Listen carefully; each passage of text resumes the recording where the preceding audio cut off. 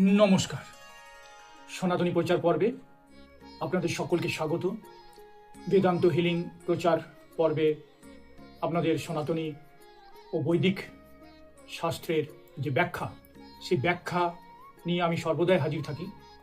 আমার এই উপস্থিত থাকার মধ্যে প্রত্যেক মানুষের মনের মধ্যে এক সনাতনী ভাবধারা, এক বৈদিক ভাবধারা জেগে উঠে জাগরিত হয়। এর ফলে তাদের মনের মধ্যে এক নতুন সম্ভাবনাময় নতুন অধ্যায়ের সূচনা সূচিত হয়। আমরা 2026 সালের বৃষ রাশির ক্ষেত্রে জাতক জাতিকাদের কিভাবে সাবধানতা অবলম্বন করতে হবে বা কোন কোন বিষয়ে তাদের বিশেষ ধৈর্য ধরতে হবে এবং প্রত্যেকটি যে সনাতনী যে সংস্কৃতির যে উপায় বা প্রতিকার রয়েছে, সেই প্রতিকারের মাধ্যমে 2026 তাদের জীবন সফলময় ও আনন্দময় কিভাবে করে তোলা যায়, তারই ব্যাখ্যা এই যে প্রচার, সেই প্রচার পর্বে আপনাদের সামনে তুলে ধরার প্রয়াস করছি মাত্র। বৃষরাশি 2026 সাল কেমন যেতে চলেছে, বৃষরাশির জাতক জাতিকাদের 2026 সালের কোন কোন বিষয়ের উপর তাদের বিশেষ যে চিন্তাভাবনা বা মননশীলতা বা তাদের যে আন্তরিক যে ব্যাখ্যা, সেই আন্তরিক ব্যাখ্যাগুলো কোন দিকে তারা লিপিবদ্ধ করবে, মানসিকভাবে কোন দিকে লিপিবদ্ধতার দিকে এগিয়ে যাবে, সেই বিষয়গুলো নিয়ে আমি আজকে আপনাদের সামনে কিছু কথা উপস্থাপনা করতে চলেছি, যার মাধ্যমে আপনারা বুঝতে পারবেন এবং বৃষ রাশির জাতক জাতিকারা অবশ্যই বুঝতে পারবেন যে এই যে সনাতনী প্রচার পর্বে কোন কোন বিষয়গুলোর উপর আমাদের বিশেষ ধ্যান কেন্দ্রীভূত করতে হয়। সেই কেন্দ্রীভূত ধ্যানের ভিত্তিতে আমরা জীবনের যে চাওয়া পাওয়াগুলো আছে, যে আকাঙ্ক্ষাগুলো আছে, সেই চাওয়া পাওয়া আকাঙ্ক্ষাগুলোকে নিজেদের আকর্ষণের মাধ্যমে নিয়ন্ত্রিত ও হাতের মুঠোর মধ্যে নিয়ে আসতে সক্ষম হই। তার বিভিন্ন যে সূত্রাবলী রয়েছে, সেই সূত্রাবলীর নিরিখে আন্তরিকতার প্রতাপ দণ্ডে নিজেদেরকে আরও শক্তিশালী ও ধৈর্যশীল করে প্রকৃতির কাছে নিজেদের আকাঙ্ক্ষাকে পুঞ্জীভূত করে নানা দিক থেকে বিচারের মাধ্যমে এই বিষয়গুলো অভিজ্ঞতা লব্ধ ফলের দ্বারা সঞ্চারিত হয়ে এই জাতক জাতিকাদের কাছে উপস্থাপিত হচ্ছে। 2026 সাল আমরা জানি রবির সাল, কিন্তু রবি বা সূর্য, এই রবি বা সূর্য আমরা জানি যার নাম্বার হচ্ছে 1 বা 1, এই 1 বা 1 নাম্বার 2026 যোগ করলে 10 এবং তার ফলে 1 আসছে, সেখান থেকে আমরা বলছি এটা রবির বছর। কিন্তু এটা কি ধরনের রবির বছর সেটা আমাদের বুঝতে হবে। এটা হচ্ছে 2026, তার মানে হচ্ছে 2 2 এবং 1 6। আমরা জানি 2 হচ্ছে চন্দ্রের নম্বর, চন্দ্রের সংখ্যা, আবার আরেকটা 2 রয়েছে, সেটাও চন্দ্রেরই সংখ্যা, এবং 6 হচ্ছে শুক্রের সংখ্যা।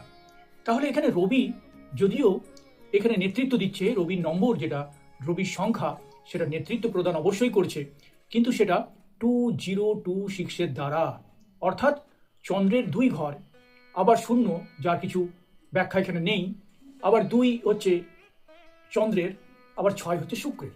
তাহলে চন্দ্র এখানে 2 বার রয়েছে এবং শুক্র 1 বার রয়েছে এবং সমষ্টিগতভাবে রবি। তাহলে চন্দ্র, শুক্র, রবি, এই বিষয়টাকে মাথায় রাখতে হবে। এই বিষয়টাকে যদি মাথায় রাখা যায়, তাহলে আমরা বলবো বা বুঝবো যে 2026 সাল যদিও রবির সাল, কিন্তু এটা কি ধরনের রবি, এটা হচ্ছে চন্দ্র সূর্যের দ্বারা সমষ্টিগত ফল নিক্ষেপের রবি। সুতরাং এখানে আমরা বলতে পারি বৃষ রাশি 2 নম্বর রাশি, অর্থাৎ 2 এর সঙ্গে এই চন্দ্রের যে যোগাযোগ বা সমন্বয়, সেই সমন্বয়টা সুন্দর রয়েছে।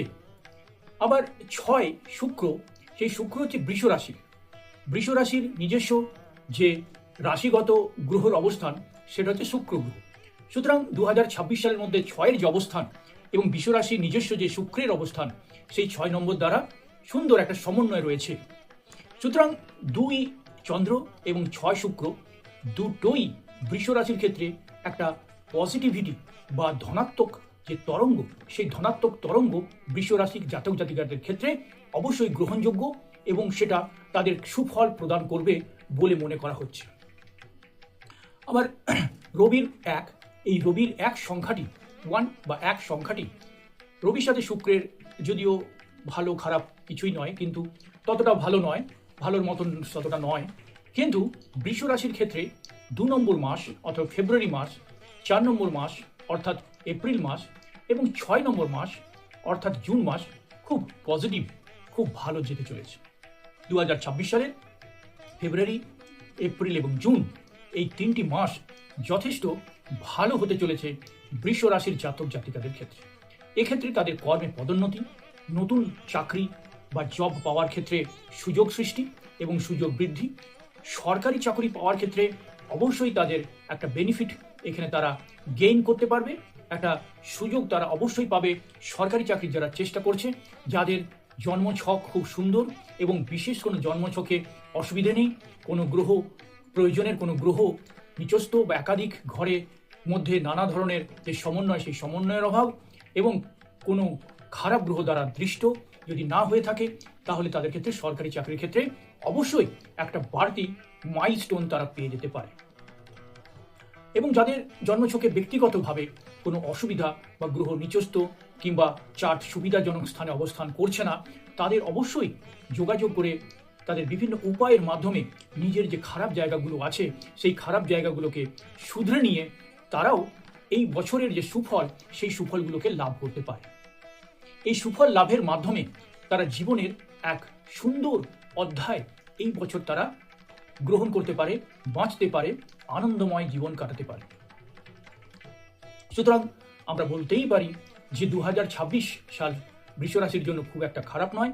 তার মধ্যে ফেব্রুয়ারি, এপ্রিল এবং জুন মাস অবশ্যই তাদের ক্ষেত্রে একটা বাড়তি পাওনা দিতে চলেছে। সম্পর্কের ক্ষেত্রেও এই মাসগুলো, ফেব্রুয়ারি, এপ্রিল এবং জুন মাসগুলো যথেষ্ট সুবিধাজনক স্থানে বৃষ রাশির জাতক জাতিকাদের রাখছে। বৃষ রাশির জাতক জাতিকারা এই সময় তাদের যে সম্পর্ক, সেই সম্পর্কের মধ্যে একটা সুমধুর এক অনুভূতি তারা পেতে পারে। তাদের সম্পর্ক একটা ফাইনাল ডেস্টিনেশনে পৌঁছতে পারে। সেই সম্পর্কের মাধ্যমে তার বিবাহ বন্ধনেও আবদ্ধ হওয়ার জন্য খুব সুন্দর সময় তাদের এই 2026 সাল রয়েছে। প্রেগনেন্সির ক্ষেত্রেও কিছুটা সুবিধা এই মাসগুলোতে তারা পেতে পারে। তাদের যে আকাঙ্ক্ষিত যে প্রেগনেন্সি বা বাচ্চা ধারণের ক্ষেত্রে যে অসুবিধাগুলো ছিল, সেই অসুবিধাগুলো অবশ্যই এই 2026-এর বিশেষ করে এই মাসগুলোতে তাদের বাড়তি সুবিধা প্রদান করবে। আর্থিক উন্নতি, বিভিন্ন ধরনের সেভিংস, ইন্স্যুরেন্স, এফডি থেকে বাড়ি তৈরি করার ক্ষেত্রে অবশ্যই বৃষ রাশি এগিয়ে থাকছে, বৃষ রাশির জাতক জাতিকারা এগিয়ে থাকবে। কিন্তু কারোর যদি ব্যক্তিগত চার্ট বা ব্যক্তিগত তাদের যে গ্রহচক্র রয়েছে, রাশিচক্র রয়েছে, সেই রাশিচক্রে কোনো গ্রহের যদি অবস্থান সঠিক না হয়, নিচস্থ কিংবা কোনো খারাপ গ্রহ দ্বারা দৃষ্টি যদি তার উপর পড়ে, তাহলে সেগুলো বিভিন্ন উপায় বা প্রতিকারের মাধ্যমে সুন্দরভাবে সেগুলো থেকে বেরিয়ে আসা যাবে।